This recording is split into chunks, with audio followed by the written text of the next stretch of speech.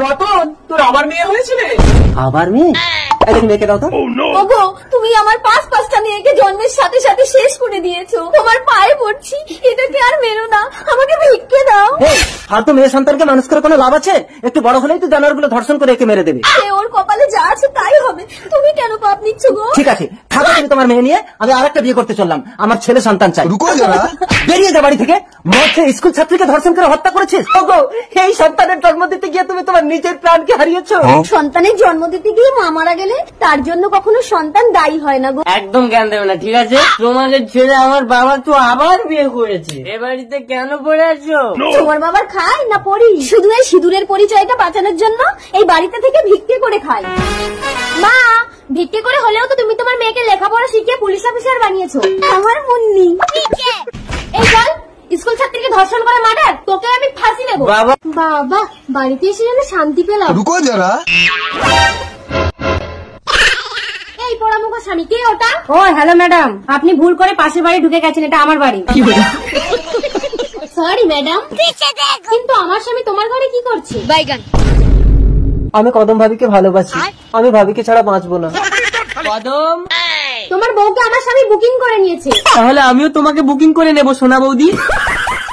ভালো হয়েছে, আমার স্বামী তোমার বউকে নিয়ে যাক, আমি তো তোমার আছি। কেন না, আমার বউকে আমি দেবো না।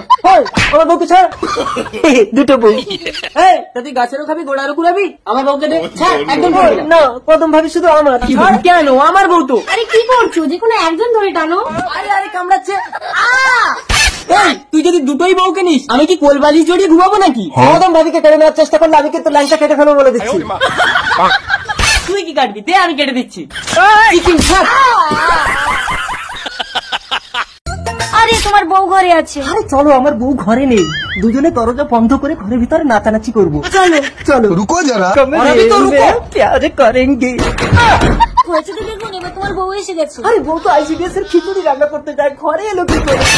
হ্যাঁ, খুলছি খুলছি। তুমি এক কাজ করো, তুমি তাড়াতাড়ি আমার এই লুঙ্গির তলায় ঢুকে যাও। খুলছি বউ, খুলছি খুলছি। কিরে বাবা মরিস, তুই আজ স্কুলে যাসনি? আজ রবিবার। হ্যাঁ, আজ রবিবার, তার মানে বউ তো আমার ঘরে আছে। বাবা দুধু খাবে? আমি বাবা এটা খাই না। হারামজাদা, আমি কি মুখ দিয়েছি নাকি যে এটা হবে?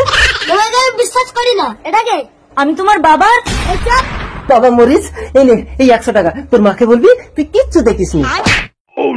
100 টাকায় হবে না। 100 টাকায় হবে না? বাবা যখন ঘরে লোক ঢুকায় তখন 200 টাকা করে দেয়। বাবা তুমি তো দেখছি মার থেকে বড় গিফটে। যাও তো।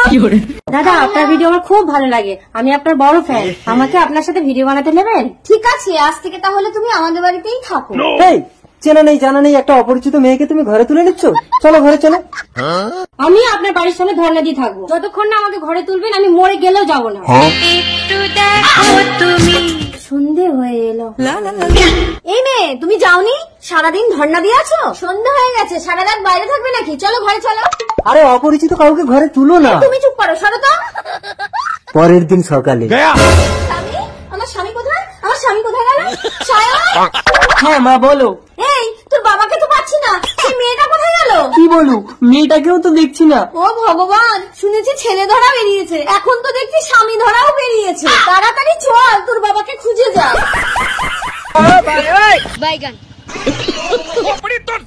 খবরদার, সবকিছু না জেনে এভাবে অপরিচিত কাউকে কখনো ঘরে তুলবেন না।